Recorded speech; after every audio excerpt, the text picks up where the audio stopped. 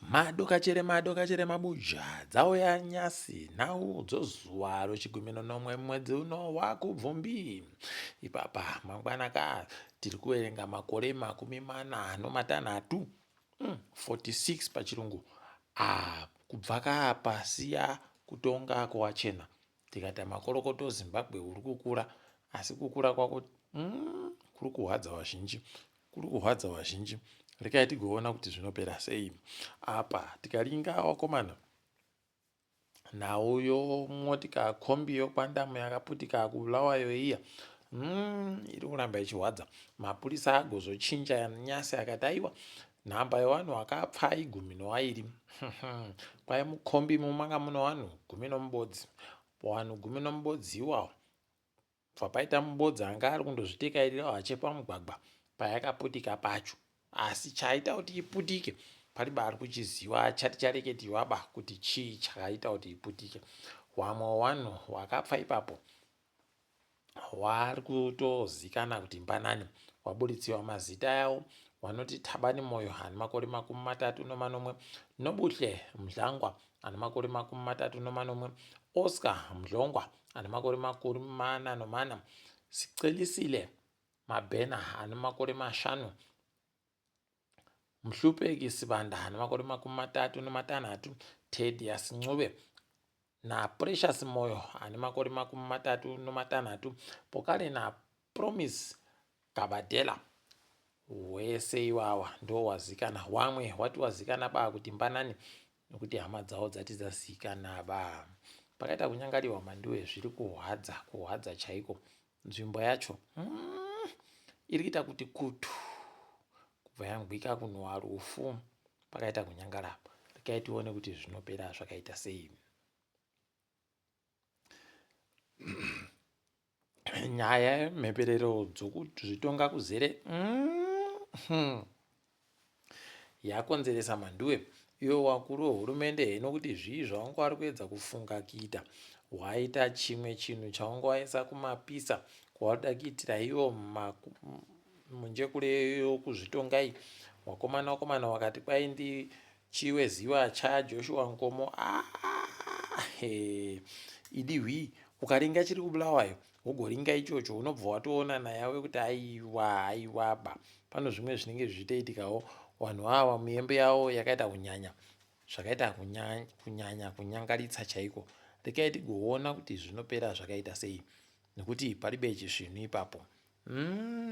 Tazoona imwe pikicha yaburitsiwa makuno kuno yano chaiwo chabisiwa chinhu chiya changa chaisiwa chiya ichi nokuti vanhu vanga wachema kuti chii chamuri kuda kutiitira ichi, kuita kushora, kuita muyembe wakaita kudando. Rekai tione kuti zvinopera sei. Kureketa kuno kwai vanhu wanga wakamirira kuti waone kuti zera ichaita sei. Aiwa yaita zvaitiri kuita. Paipapa peturu yaakutengesiwa $2 masendi masere. Dhiziri kwai $2 masendi mapfumbamwe. Zvaderera ka. Rekai tione. Ikaderera pokare tiri kuda kuti waderedze pfuti. Nokutoti papa waderedza hawo asi aiwa bairibe kusvika. Nokuti peturu taakudirwa mutoonzimbe wakawanda ka. Pakaita kunyangariwa wakomana. Rekai tione kuti zvinenge zvipera sei. Kwai pamarita 5 chaiwo opeturu panenge paino rita ribodzi. Marita 5 imomo munenge muno rita ribodzi romutoonzimbe. Motika dzedu dzichapfa ibi. Rekai tione kuti zvinopera sei zvakadandozvo. Zuva ramangwana kwai vanhu vari kuronga kuenda kuita zvokuratidzira pamuzinda weZimbabwe kuLondon. Waripo ipapo kwai takatomirira kutoti kuchene tione kuenda koita izvozvo. Varume, rekai tione kuti zvinopera sei. Charamba takaringa. Apawo Magweta anoita kodzero dzevanhu weZimbabwe Lawyers for Human Rights wagoendesa mapepa kudare dzimhosva vachiti aiwa wada kurambidza mureketeri mudare paramende ari kutonga mudare momo kuti areke kuita chinhu kana kureketa chinhu chimubodzi panhau yo CAB 3 iri kuitika yekuda kuchinja. Vanhu vanga vari kuendesewa mapepa wakamirirwa nozeta raZLHR ndiAlan Chipoi pokare naAmos Chibaya. Rekai tione kuti zvichapera zvakaita sei. mumwe muembe waitiwa nowakuru wehurumende nyasi kuti maovheti anonzi ari kupuwa mabhasikoro mabhureki mutanda emhanduwe.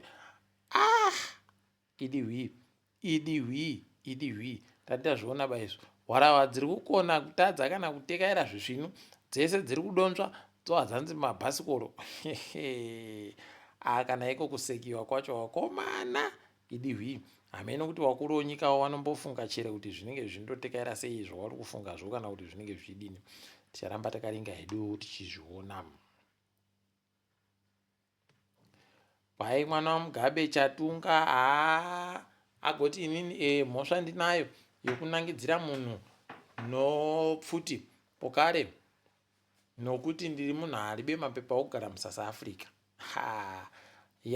Rekai tione ipapa anga kukumbira manje kuburikidza nemagweta ache kukumbira kuti aiwa taakukumbira kuti mochireka kuti ita kuti agare mujere, asi kwakundoti chi abva aburitsiwa abva aenda kuZimbabwe.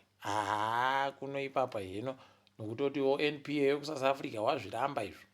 Apawo Tobias Matonodze kwaendi abvuma kuti aiwa ini ndakapotsa ndandoda kuuraya munhu pokare ndikuda kuvhiringidza nyaya yokutekaidziwa kwomutemo pokare ndiri munhu ari chidhura muSouth Africa.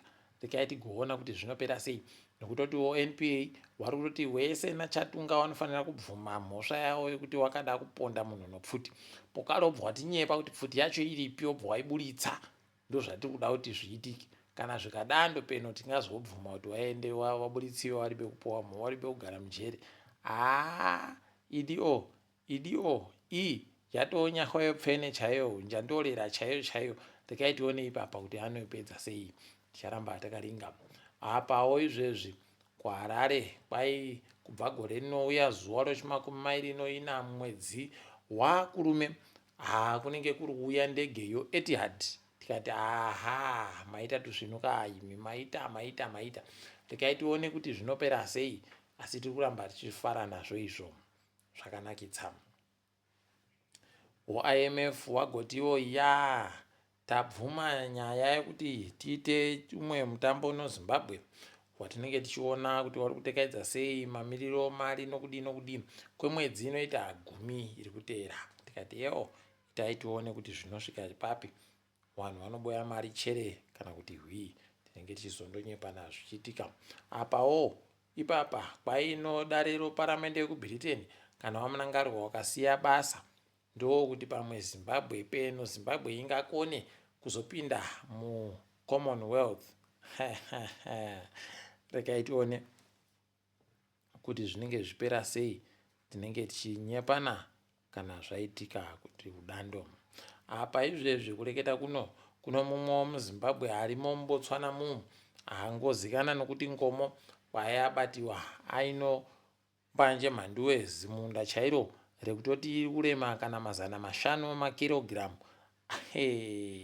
Imi kwai kana iri kutengesewa muBotswana imomo inenge iri kuita mari zviuru 250,000 250,000 pula pachirungu pakanyangara. Rekai tione kuti anobuditsiwa chere, asi Botswana kuku vanotamba vanoita zvinoitika kana kuSouth Africa kuku.